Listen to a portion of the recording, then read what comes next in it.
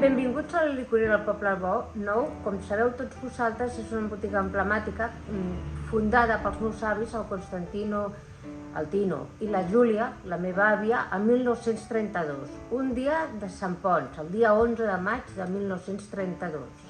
Dia que van aprofitar que al carrer Hospital posaven herbes per fer-les macerades amb alcohol i els meus avis, com que venien alcohol a granels, doncs van aprofitar aquell dia. La botiga és una botiga de licors, vins, caves nacionals estrangers. Abans destil·leria, en aquells anys era destil·leria de licors, que el meu avi era el fabricant, Constantino Ferreres.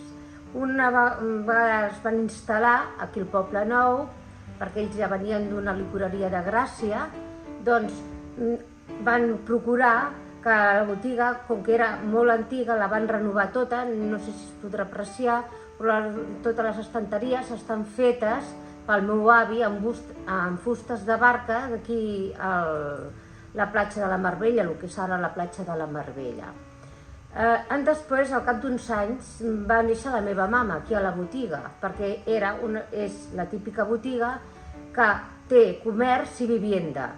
I ells, al fundar-la, es van quedar també la vivienda i va néixer la meva mare, la Teresa Ferreres Torra. I llavors vam anar seguint, la botiga es va anar esgrandint perquè gràcies a Déu se treballava moltíssim amb aquests granels, un patricó d'anís, un patricó de conyac. Això va ser el començament de la licorera del Poble Nou. Després, al cap d'uns anys, ja vam néixer el meu germà i una servidora i ens vam posar també amb ells a treballar, junts amb els meus avis i la meva mama i el meu papa.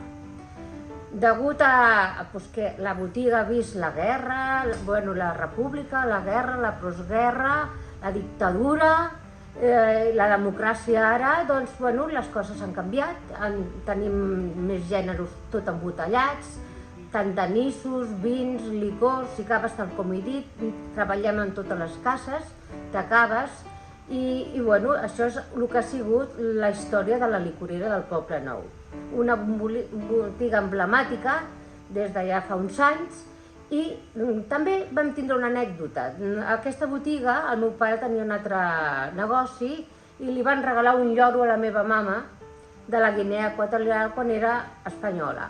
Llavors aquest lloro es va fer famós perquè aquí davant de la botiga, de Taulat 91, parava el tramvia 36 i 52. Un que anava cap a la Bordeta i l'altre que anava fins a la plaça Palau, que era el 36. Aquest lloro el teníem penjat a fora. És el famós lloro del 36. Però no és per la guerra ni molt menys. Era perquè aquí davant de la botiga, com he explicat abans, parava el tramvia 36. I ell va imitar, fer com un gran imitador, que són tots els lloros, el sonido del silbit del jefe de parada, o sigui, del pito del jefe de parada. El qual volia dir que formava una miqueta d'accidents amb el sentit que les criatures quedaven a dalt del tramvia, els pares a baix, i llavors ens van vindre els senyors en aquell moment de tràfic, del que ara són el MTV dels autobusos, del transport metropolità, i ens van dir que, sisplau, que ens el traiéssim de fora al carrer perquè podia provocar un accident, coses que els meus avis ho van acceptar d'enseguida i el vam col·locar a dins. El lloro va morir l'any de les Olimpiades, va ser portat en 1957 de la Guinea i va morir el 1992 al temps de les Olimpiades, a l'octubre de 1992. En aquell moment hi havia uns nois que es dedicaven a la dissecació d'animalets i ens van dir que no el llancéssim, que el volien tindre com a record i nosaltres vam dir que sí, els hi vam entregar, ens el van embalsamar, ara està embalsamat.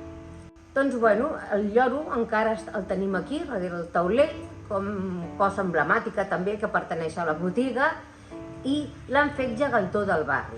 A 1997 el van convertir en el lloro del 36 i va ballant amb els gegants del barri, que és el Bernat i la Maria. La Maria per Santa Maria del Taulat, la Iglesia de Santa Maria del Taulat, i el Bernat per Sant Bernet Calbó, que ara no hi és. I aquí es va fundar el lloro del 36 com a gegantó per tots els nens del barri. I és més, encara ara venen escoles per saber la història del lloro i cosetes així. I bueno, us convido a tota la gent del barri i no del barri a vindre a visitar-lo. Quan vosaltres vulgueu, la Licoreria del Poble Nou, aquí us obre les seves portes per agrair-lo a tots, molt, a tots els clients i persones que ens vulguin visitar.